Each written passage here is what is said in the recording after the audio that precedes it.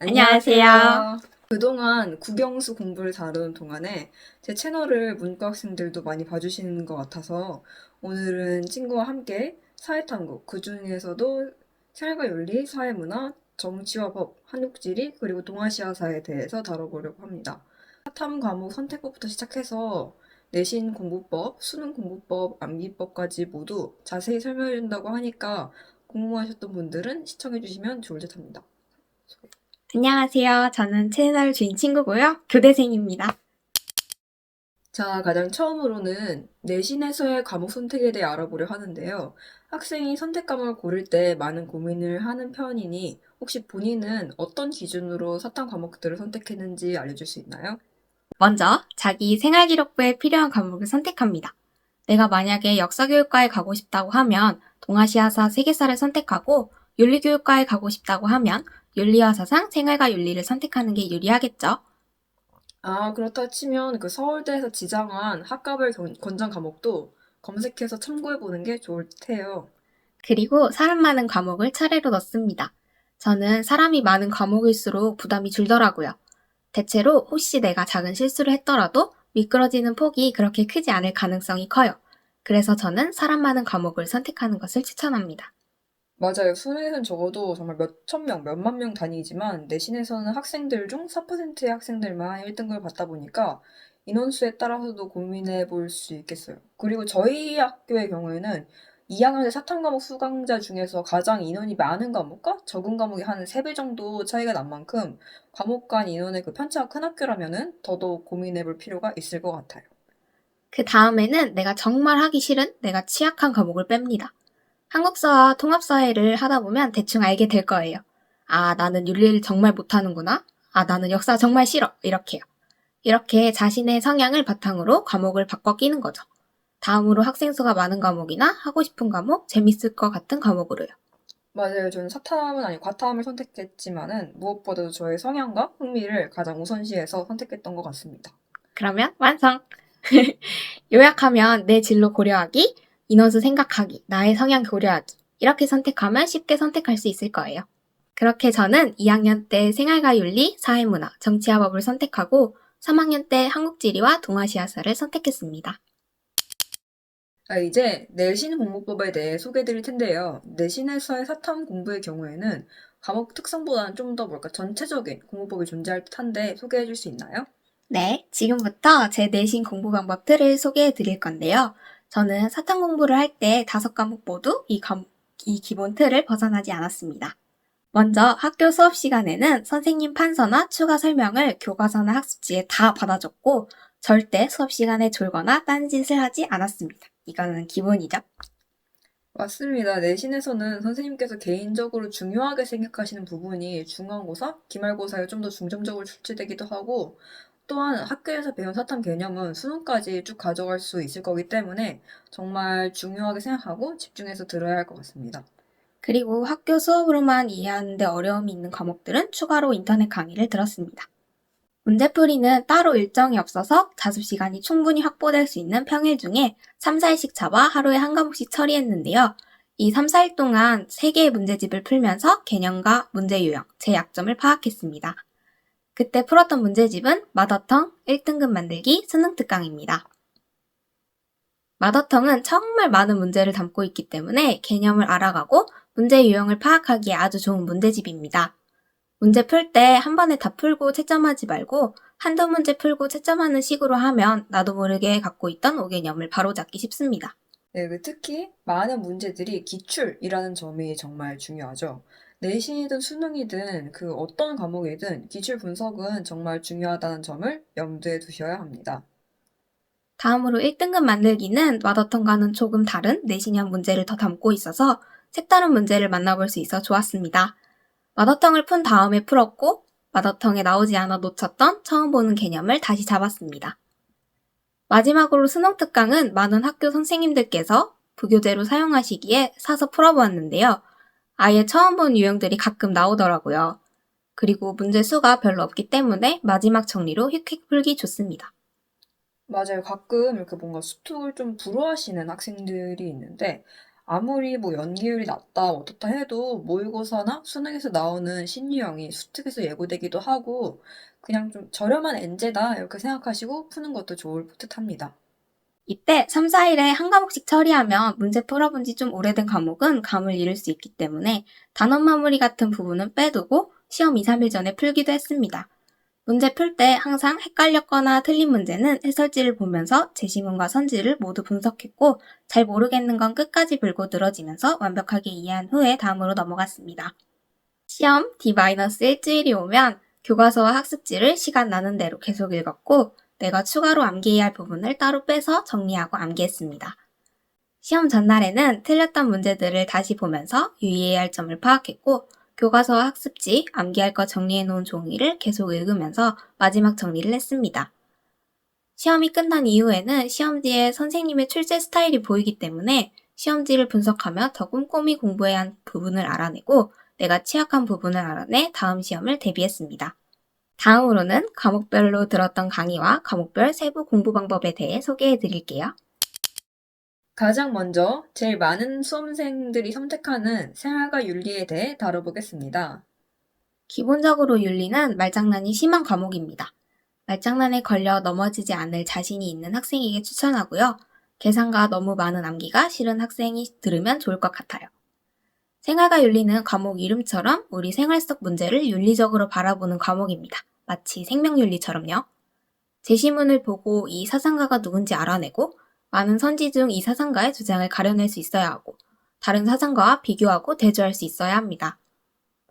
저는 윤리 과목에 취약해서 인터넷 강의를 들으며 잘 모르는 개념을 보충하고 정리했는데요. 이때 들었던 강의로는 이투스 이지영 선생님의 출제자에놓은 개념 완성 강의를 들었습니다. 그런데 윤리는 학교 선생님의 설명을 더 주의 깊게 들어야 하고 필기도 정확하게 다 해두어야 한다는 것을 시험 치며 깨달아서 뒤로 가면서는 복습보다는 예습으로 강의를 활용했습니다. 생활과 윤리는 문제를 많이 풀어보면 비슷한 제시문이 나오는 걸 알 수 있고 선지도 비슷비슷해서 좀 쉽게 볼 수 있어요. 그런데 언제나 시험은 등급을 가려야 하기 때문에 이렇게 겉만 공부한 학생을 가릴 만한 문제가 항상 나온단 말이죠. 이걸 대비하기 위해 해설지에 있는 설명들을 꼼꼼히 읽으면서 몰랐던 주장들은 추가로 문제집에 정리하며 공부했고 학교 선생님 판서와 학습지를 정말 꼼꼼하게 달달 외워야 했습니다. 그 다음으로는 이것도 상당히 인기 있는 과목이죠. 수능에서 지금 선택자 수 2위를 차지하고 있는 사회문화에 대해서도 들어보겠습니다.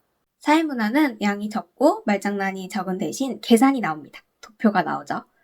난 개념 적은 게 좋다. 끈질기게 정신 똑바로 차리고 계산을 잘 해낼 수 있다 하는 학생에게 추천합니다.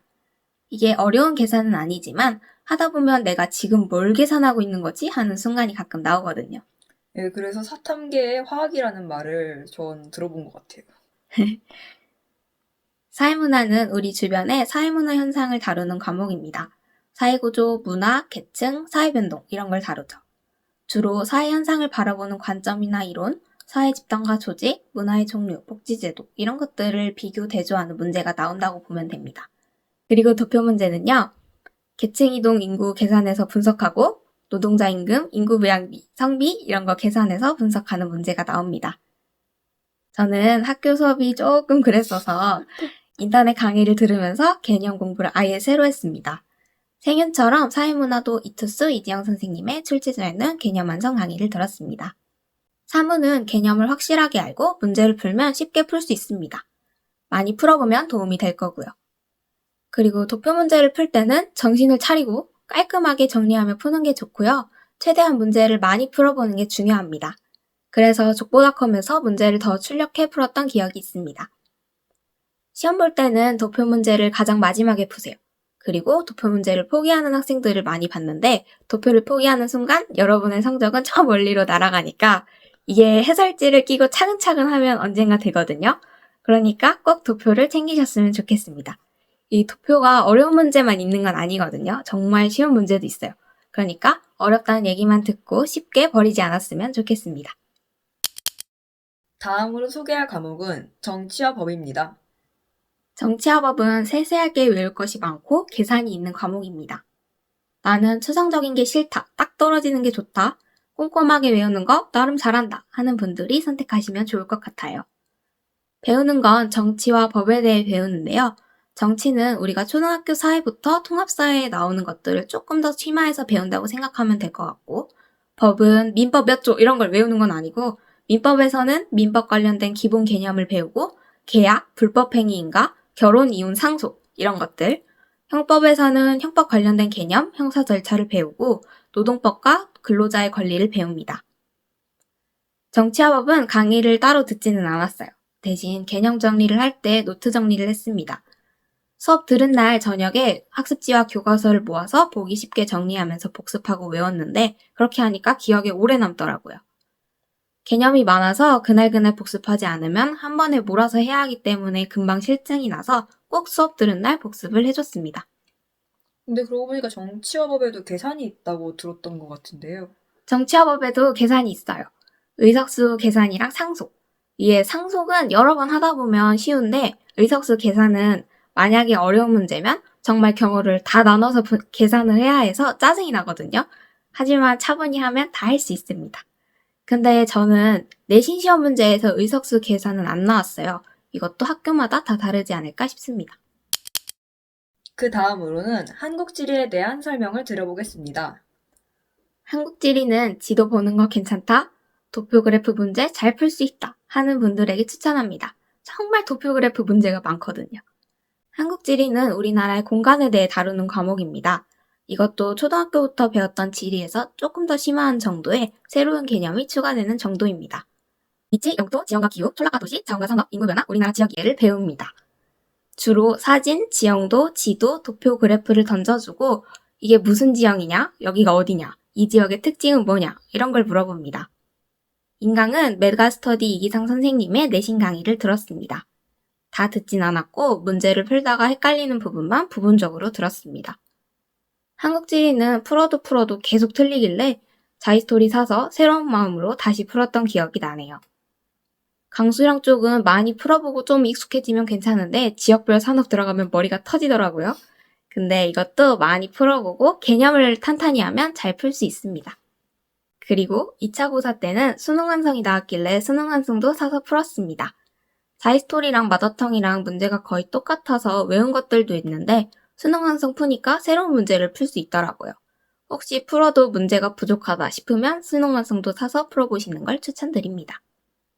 도표그래프 문제 풀 땐 풀이 과정을 다 적어두고 풀었어요.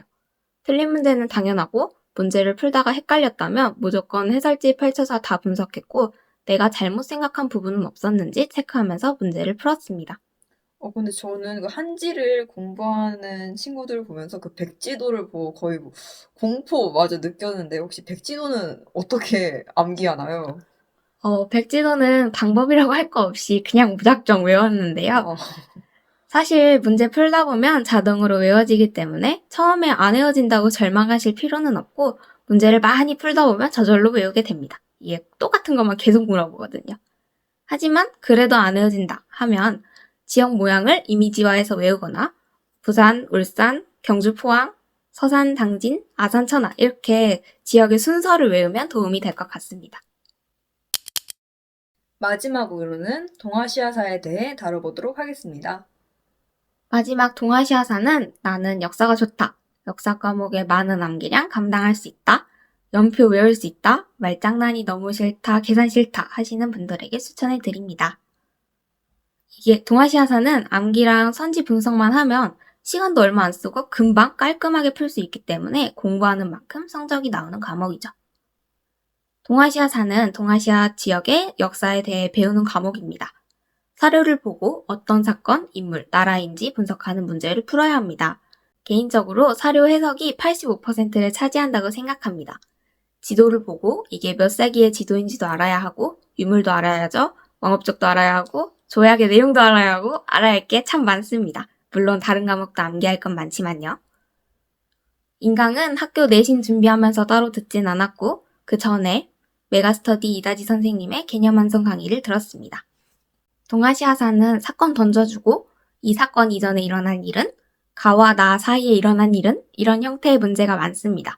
그래서 정근대사까지는 연도까지는 아니어도 흐름과 순서를 외웠고 근현대사 부분은 연도까지 다 외워버렸습니다. 생각보다 외울만 하겠더라고요. 그래서 교과서, 문제집, 인강교재 연표를 다 모아놓고 정리해 들고 다니며 계속 외웠습니다. 연표 자료가 EBS에도 있으니까 잘 찾아서 하나로 모아 들고 다니며 암기하시면 문제 풀기가 수월해지실 겁니다. 3개 문제집 다 풀고 수능 완성도 풀었는데 아무래도 사료 해석이 중요한 과목이다 보니 계속 새로운 사료를 보면서 사료 해석 능력을 키웠습니다. 이 사료의 핵심은 무엇인지 동그라미 치거나 밑줄 그으면서 분석했고 선지도 답만 고르는 게 아니라 나머지 선지들의 문제에 맞게 연도, 나라, 시대, 인물을 다 적어가면서 공부했습니다. 맞은 문제까지도 꼼꼼하게 분석하면서 공부를 했습니다. 그리고 시험 직전에는 외워야 할 게 많아서 자꾸 까먹는 부분이 생겨 체크리스트를 쓰면서 시험 전까지 신경 써서 외웠습니다. 지금까지 생년, 사문, 정법, 한지, 동사 이 5가지 사탐 과목별 내신 공부법에 대해 알아봤는데요. 그 중에서 그 친구가 수능에서 선택했다는 한국지리와 동아시아사를 수능 대비로는 어떻게 준비했는지 함께 알아보도록 하겠습니다. 저는 개념 공부를 다시 하고 싶지 않아서 3학년 선택 과목 그대로 수능을 준비했습니다. 이때 따로 스스로 한 건 없고 이기성 선생님, 이다지 선생님의 커리를 거의 그대로 따로 공부했는데 내신 때처럼 꼼꼼히 공부하는 것 플러스 시간 재면서 꾸준히 문제풀이를 진행했습니다. 제 경우에는 수능보다 면접 준비가 더 큰 비중을 차지했기에 그렇게까지 큰 노력을 기울이진 않았지만 수능 전까지 감을 잃지 않도록 나눠서 조금씩이라도 꾸준히 문제를 풀었고 헷갈리는 건 따로 마지막까지 암기하며 준비했습니다. 인강 교재 중에 파이널 교재와 개념 정리 교재를 보면서 헷갈리던 거 포스트잇 붙여두고 수능날 점심 먹을 때랑 쉬는 시간에 계속 보면서 떠올렸습니다. 근데 이게 아주 큰 도움이 되었어요. 한국지리도 1등급 컷이 높지만 동아시아사는 거의 항상 50점 만점이 1등급 컷이기 때문에 마지막까지 모든 걸 완벽하게 암기하겠다는 마인드로 공부했던 것 같습니다. 그리고 동아시아사는 연계교재랑 모의고사에 나온 새로운 내용이 수능에도 영향을 미치기 때문에 모의고사 보고 나서도 다 분석했고 연계교재도 꼼꼼하게 읽으면서 공부했습니다. 그리고 제가 예비 고2, 예비 고3 학생이라면 겨울방학에 사탐 공부, 사탐 선행도 해야 할까? 되게 고민될 것 같은데요. 혹시 본인은 어떻게 생각하시나요? 아니요, 하지 마세요. 왜 하죠? 시간 아까워요. 국영수 하세요. 저는 3학년이 되기 전에 겨울방학에 내신을 좀 탄탄하게 준비하겠다고 언어 매체랑 사회탐구 공부를 했는데 어차피 사회탐구는 학기 시작되면 다 까먹거든요. 여러분 쓸데없는 짓 하지 마시고 국영수 하세요. 자, 이제 마지막으로 암기법에 대해서 질문 드리고 싶은데요. 저도 정말 고등학교 때 공부한 내내 도대체 암기는 어떻게 하는가 매우 궁금했습니다. 저는 꾸준히 보고 외울 때까지 계속 반복합니다. 한번 보면서 외우다가 좀 어느 정도 외운 것 같다 싶으면 덮어놓고 떠올리고 백지에 줄줄 써보면서 계속 읽고 그랬습니다. 아, 그 백지 암기법이라고도 부르는 그 방법이네요. 하긴 그 머릿속에 넣었다는 그 느낌만으로는 시험에 적용할 수 있을 정도로 암기가 되었다는 보장이 없기 때문에 이런 식으로 본인의 지식을 뭐랄까 좀 메타인지적으로 계속 파악하고 꺼내는 연습을 하는 게 좋은 듯합니다. 그리고 한 페이지를 캡처하는 식으로 담아놓고 여기엔 어떤 내용이 있고 저기엔 어떤 내용이 있지 떠올리면서 암기를 하는 편입니다. 암기는 꾸준함이라고 생각해요. 이렇게 외워질 때까지 반복해서 외우고 또 외우고 하는 거죠. 맞아요. 정말 말도 안 되게 그냥 뭐 징글징글하다 싶을 정도로 계속 보다 보면 어떻게든 외워집니다. 저 같은 경우에는 개념도 개념인데 좀 문제랑 부딪히면서 그런 식으로 계속 반복하면서 외워지는 케이스였던 것 같아요. 저도 양치기를 하면서 외웠습니다. 맞아요. 그리고 파란펜 공부법 이런 거 봐가지고 종이랑 파란펜 들고 계속 쓰면서 외우기도 했습니다. 그리고 유튜브에서 본 건데 자기 전까지 계속 외우다가 잠들기 직전에 눈 감고 한번 외웠던 거 떠올리고 그리고 아침에 일어나서 한번 떠올려보고 다시 보면서 외우고 그러면은 잘 외워지더라고요. 이게 뇌과학적으로도 그 자는 동안에 뇌가 그 단기 기억을 장기 기억으로 이렇게 전환시키기 때문에 과학적으로 되게 근거 있는 그런 암기법입니다. 그렇군요. 어쨌든 가장 중요한 건 계속 외운 걸 꺼내보면서 내가 어떤 걸 외웠는지 아직 못 외운 건 뭔지 알아가는 게 암기를 잘할 수 있는 방법인 것 같아요. 자, 오늘 이렇게 해서 사탐 과목 선택법과 내신 공부법, 과목별 공부법 수능 공부법, 그리고 암기법까지 다뤄보았는데요. 참고로 지금까지 소개해드린 공부법은 그동안의 이 경험을 통해서 설명드린 거고, 사람마다 다들 성향이 다르기 때문에 맞는 공부법, 틀린 공부법이란 건 없고, 공부법은 자기가 만들어가야 하는 것입니다. 그렇기 때문에 영상을 정말 참고하셔서 본인에게 알맞게 잘 적용하셨으면 좋겠습니다. 궁금한 점이 있다면 댓글로 남겨주시길 바라며 시청해주셔서 감사합니다.